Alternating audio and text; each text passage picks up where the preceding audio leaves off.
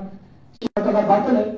کہ اہل ایمان اللہ تعالیٰ کے بارے میں یہ کہتے ہیں کہ ما خلقتہ لا باطلا، اللہ تو نے کوئی چیز بیکار باطل پیدا نہیں کی۔ تو جب ساری مخلوقات کا کوئی مقصد ہے تو ہمارا بھی کوئی مقصد ہے، اور ہمارا مقصد سب سے بڑا مقصد ہے، اور وہ کیا ہے؟ اللہ تعالیٰ کی بندگی کرنا، اور اللہ تعالیٰ کی صرف بندگی نہ کرنا بلکہ وما خلقت الجن والانس الا لیعبدون کا اللہ نے دو باتیں سمجھائی۔ میں نے جن و انس کو عبادت کے لیے پیدا کیا ہے۔ کس کی؟ میری بندگی کے لیے، میں نے اپنی عبادت کے لیے پیدا کیا۔ اس کا مطلب ہے کہ میرے سوا کسی کی بندگی ہو نہیں سکتی۔ تو دو باتیں اس مقصد تخلیق، اسی مقصد تخلیق انسانی کو اجاگر کرنے کے لیے، بھولے بھٹکے انسانوں کو راہ دکھانے کے لیے اللہ نے انبیاء اور رسول کا سلسلہ شروع کیا۔ اور حضرت نوح علیہ السلام کے دور سے چونکہ اس مقصد تخلیق انسانی کے لوگوں نے جو درار اور جو خلل اور جو بگاڑ ڈالا، اس کے لیے اللہ تعالیٰ نے نوح علیہ السلام کی ڈیوٹی لگائی کہ وہ توحید کا ڈنکا بجائے، اللہ کے بندوں کو اللہ کی بندوں سے نکال کر کے اللہ کے بندگی میں ڈال دیں۔ یہ انبیاء اور رسول کا مقصد تھا۔ اور اب اللہ تعالیٰ کی عبادت کرنا اور اللہ کی عبادت میں کسی اللہ کو شریک نہ کرنا، یہ اس وقت تک بندہ نہیں کر سکتا جب تک اس کو یہ نہ پتا ہو کہ عبادت کس کو کہتے ہیں اور عبادت کی اقسام کیا ہے۔ آج بھی میرا سیکنڈ مغرب کا درس تھا تو وہاں بھی میں نے بچوں سے سوال کیا یہی کہ بتاؤ عبادت کی اقسام کیا ہے۔ کسی بچے کے پاس، کسی نوجوان کے پاس اس بات کا جواب نہیں ہے۔ میں نے یہ سوال کیا تھا کہ آپ 5 وقت کی نماز پڑھتے ہیں، فرض پڑھتے ہیں، سنتے پڑھتے ہیں، نفل پڑھتے ہیں، اشراق پڑھتے ہیں، اوابین پڑھتے ہیں، آپ تحیۃ القصر پڑھتے ہیں، تحیۃ الوضو پڑھتے ہیں، نماز قصور پڑھتے ہیں، خشوع پڑھتے ہیں، جتنی بھی نمازیں ہیں ان ساری نمازوں میں ایک مقام ایسا آتا ہے جس مقام پر آپ عبادت کی اقسام اپنے منہ سے بیان بھی کرتے ہوتے ہیں۔ وہی سوال میں یہاں پر بھی کسی بچے سے کرتا ہوں، زاویات بیٹا کھڑے ہوں، عبادت کے اقسام بتائیں۔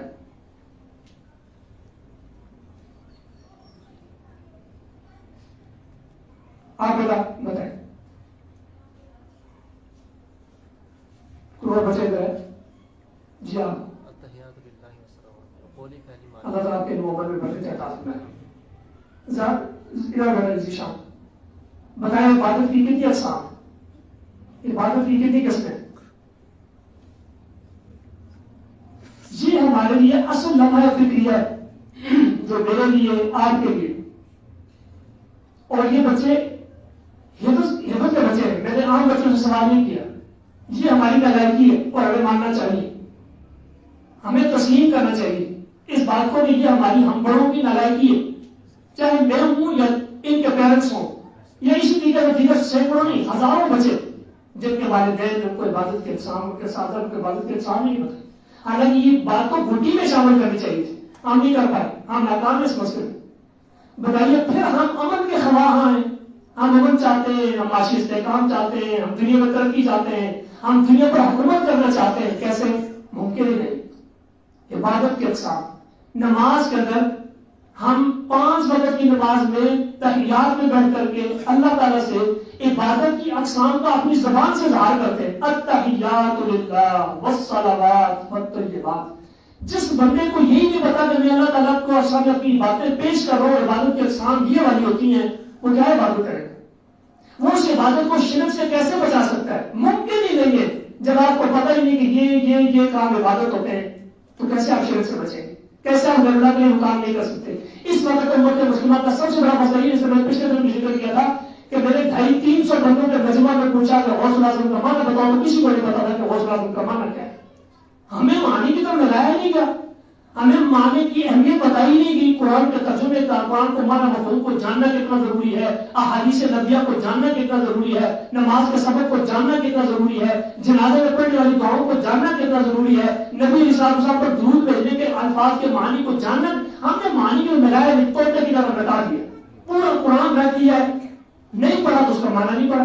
حالانکہ اس کو قرآن کی اپنی تاثیر ہے، اس کا ثواب ہے، نہیں سمجھ آیا تب بھی ثواب ہے، لیکن اصل میں تو قرآن توڑنے کی طرف رکھنے کے لیے تو نہیں آیا تھا، یہ تو سمجھنے کے لیے آیا تھا، عمل کے لیے آیا تھا، اس پیغام کو عام کرنے کے لیے۔ یہ تو قانون کی کتاب تھی، اس کو تو ملکوں کے اندر نافذ ہونا چاہیے تھا۔ جب ہمیں اتنی بنیادی بات کا نہیں پتا تو ہم کیا حکومت کریں گے؟ کیا آنے والے وقت میں ہم اپنے بچوں کو کیا مستقبل دے رہے ہیں؟ یہ کیسے معمار بنیں گے، کیسے حکمران بنیں گے، کیسے جج بنیں گے، کیسے وکیل بنیں گے، کیسے بیوروکریسی میں بیوروکریٹ بنیں گے، کیسے یہ جنرل بنیں گے؟ یہ بنیں گے جو آج ہمارے سروں پر مسلط ہے، وہی بنے گے جو ہمارے سروں پر چڑھے ہوئے۔ حکمران بھی لے لیں گے، جرنیل بھی لے لیں گے، ججز بھی لے لیں گے، وکلاء بھی لے لیں گے، بیوروکریٹ بھی لے لیں گے، یہ کرپ تو ہمارے سروں پر سوار رہے گا جب تک ہم نے اپنے دین کو جانا ہے۔ تو عبادت کی 3 اقسام ہیں، قولی، بدنی، مالی۔ التحیات قولی عبادت، والصلوات بدنی عبادت، والطیبات مالی عبادت۔ اے اللہ میں یہ عہد کرتا ہوں، اقرار کرتا ہوں کہ یہ تینوں کی تینوں باتیں اور ان کا طور طریقہ، انداز، شکل و صورت جو بھی ہو، اللہ وہ سب تیری ذات کے لیے۔ یہ ہے انبیاء کی دعوت۔ جب تک ہم اس میں خود پختہ نہیں ہوتے، اپنی اولادوں کو پختہ نہیں کرتے، اپنی خواتین کو یہ عقیدہ نہیں سمجھاتے، واللہ کبھی بھی کامیابی اور کامیابی کو نہیں پا سکتے۔ دوسری بات، انبیاء علیہ الصلوۃ والسلام اللہ تعالیٰ اس کے بندگی کو اجاگر کرنے اور شرک سے بچاتے ہوئے توحید کے راستے پر کاربند کرانے کے لیے اس کے ساتھ ساتھ دوسرا معاشرے میں جو اخلاقی بیداری ہوتی ہے، انبیاء اس کی اصلاح اور اس کو سدھارنے کے لیے آتے ہیں۔ جیسا وَإِلَىٰ مَدْيَنَ میں پڑھا، وَإِلَىٰ مَدْيَنَ أَخَاهُمْ شُعَيْبًا قَالَ يَا قَوْمِ اعْبُدُوا اللَّهَ مَا لَكُم مِّنْ إِلَٰهٍ غَيْرُهُ۔ یہ توحید ہے، عبادت ہے، مقصد تبلیغ کے ساتھ ہی وَلَا تَنقُصُوا الْمِكْيَالَ وَالْمِيزَانَ، کہ نہ کوئی میں کمی کرنے سے بچو۔ اب انبیاء کی 2 ذمہ داری ہے، یعنی کہ لوگوں کی توحید عبادت کے حوالے سے تربیت کرنا اور اخلاقی گراوٹ اور بیرا روی سے قوموں کو نکال کر کے اخلاق کے اعلیٰ درجوں پر فائز کرنا، اور قربان جائے میرے اور میرے ماں باپ اور پوری دنیا کی انسانیت محمد رسول اللہ صلی اللہ علیہ وسلم کے قدموں پر آپ کے اوپر فدا ہو جائے۔ ہم سب اللہ کے نبی علیہ السلام توحید کو بھی کامل بیان کرنے کے لیے آئے تھے، اور اخلاق کے جو پہلو ہیں ان سارے پہلوؤں کو مکمل کرنے کے لیے آئے تھے۔ انما بعثت لأتمم مکارم الاخلاق، جو بھی اخلاقیات کا کوئی پہلو ہے، نبی علیہ السلام نے کوئی پہلو نہیں چھوڑا، ہر پہلو میں آپ کی خوبصورت زندگی اور ہماری نجات بھی، دنیا کی کامیابی بھی، دنیا کا ہمارا عروج بھی اور آخرت کا عروج بھی ہمارا صرف اسی بات پر ہے کہ ہم توحید کی تمام اقسام اور بالخصوص توحید عبادت اور اس کے ساتھ ساتھ ہم اپنی اخلاقی گراوٹ کا علاج کتاب و سنت سے کرنا شروع کر دیں، تو انشاءاللہ آنے والے وقت میں تربیت جب ہم اپنی نسل لوگ کی کریں گی، شاید ہماری آنکھیں تو نہ دیکھیں، لیکن آنے والے وقت کے جو مہمان ہم دے کے جائیں اس ملک کو، تو وہ اتنے عالیشان ہو کہ وہ جس بھی مقام پر بیٹھے ہوں تو اللہ کی توحید کا ڈنکا بنے، عبادت کے راہی بن جائیں، عبادت کے دلدادہ بن جائیں، اور ان میں اخلاقی برائیاں ختم ہو جائیں۔ آج دیکھیں کہ آج ہمارے سروں میں جو مسلط ہے یہ کوئی بحث سے دنیا سے ادھر کی ہے، ہمارے علاقے کے، ہمارے ملک کے، اس مٹی سے پیدا ہوئے، یہاں پر بنیادی تعلیم یہی سے حاصل کی ہے، لیکن چونکہ اس تعلیم تو تھی، تربیت نہیں ہوئی، وہ تربیت نہ ہونے کے نقصانات ہم دیکھ رہے ہیں۔ ہماری ذمہ داری بنتی ہے کہ ہم اپنی نسلوں کو تو کم از کم ایسا معیار بنا دیں کہ آنے والی نسلوں کو اچھی تربیت دے کر ہمارے اوپر حکمران بن جائے۔ اور اس کے بعد دوسری بات، انسانی زندگی میں کبھی کوئی گناہ ہو جائے تو اللہ تعالیٰ بڑا مہربان ہے، اس اللہ رب العزت نے اس سورہ کے آخر چل کر کے ایک نسخہ بھی بتایا ہے۔ اگر تم اپنے گناہوں کو معاف کروانا چاہتے ہو، تمہیں پریشانی لائق ہوگی، گناہ ہو گئے تو کیسے معاف کرواؤ گے؟ وَأَقِمِ الصَّلَاةَ طَرَفَيِ النَّهَارِ وَزُلَفًا مِّنَ اللَّيْلِ إِنَّ الْحَسَنَاتِ يُذْهِبْنَ السَّيِّئَاتِ۔ سب سے بہترین طریقہ گناہوں کو دھلانے کا، گناہوں کو معاف کروانے کا نماز ہے۔ تو نماز قائم کرو، إِنَّ الْحَسَنَاتِ يُذْهِبْنَ السَّيِّئَاتِ، بے شک نیکیاں برائیوں کو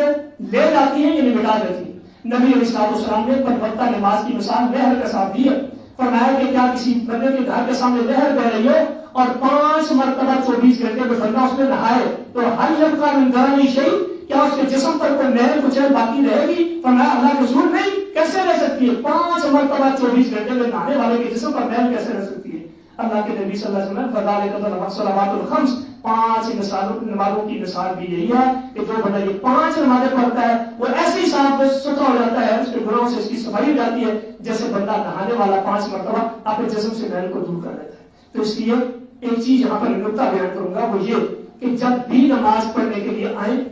یہ نیت لے کر کہیں گناہ دھلوانے جاؤ،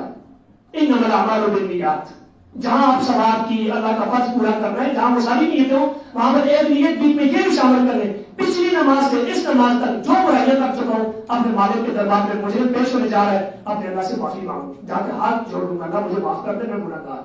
اور آخری بات یہ ہے، اللہ ماتے وَكُلًّا نَقُصُّ عَلَيْكَ مِنْ أَنْبَاءِ الرُّسُلِ مَا نُثَبِّتُ بِهِ فُؤَادَكَ وَجَاءَكَ بِهَٰذِهِ الْحَقِّ وَمَوْعِظَةٌ وَذِكْرَىٰ لِلْمُؤْمِنِينَ۔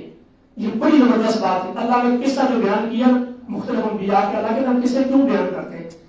یہ کہانیاں نہیں ہیں،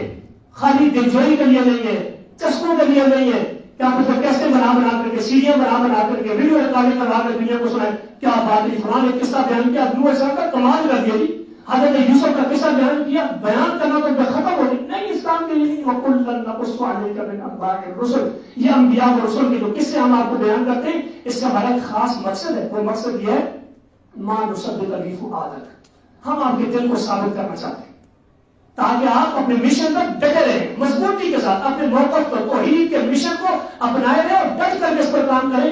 آپ سے پہلے انبیاء کو یہ ساری تکلیفیں سہنی پڑی ہیں وہ مشن سے نہیں ہٹے آپ نے بھی نہیں ہٹنا ایک تو رسول کے دل کو مضبوط کرنا نمبر 2 صرف رسول کا نہیں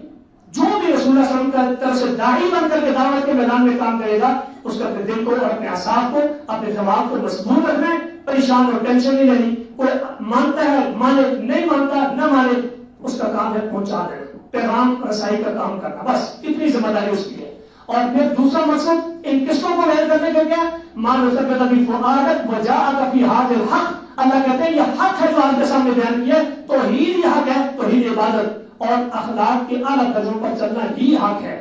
اس کی گراوٹ کی طرف جانا وہ موعظۃ و ذکریٰ للمؤمنین یہ نصیحت ہے اہل ایمان کے لیے اس سارے قصے کو اب جب یہ نصیحت ہے تو نصیحت کا فائدہ تو تب ہوگا نا جب ہمیں سمجھ آئے گی اگر ہم نے قرآن کو ان قصوں کو جانا ہی نہیں پڑھا ہی نہیں سیکھا ہی نہیں سمجھا ہی نہیں نصیحت کا آئے گی